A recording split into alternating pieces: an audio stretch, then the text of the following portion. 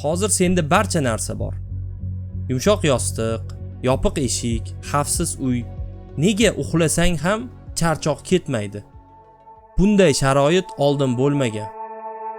Qadimda bizning ajdodlarimiz uxlayotganda ham ziyrak yotishardi. Qo'lligida tayoq yoki qilich bilan.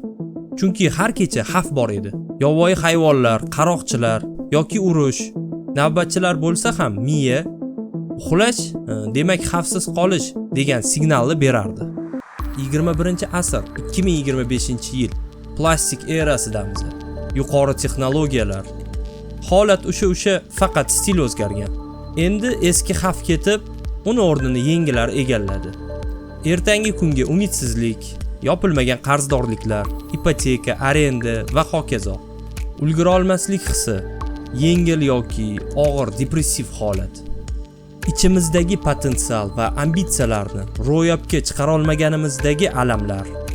Keragidan ortiq axborot axlati va o'limga keltiruvchi turmush tarzi. O'rningdan tur, harakat qil deb aytmayman. Chunki bu hammani o'zini xohishi va o'zini hayoti.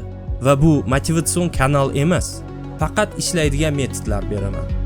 Ilmiy, falsafiy va asrlar davomida ishlab kelgan va bizning davrimizga adaptatsiya qilingan metodlarni beraman. Xullas, tavsifda va izohda yozib qoldiraman.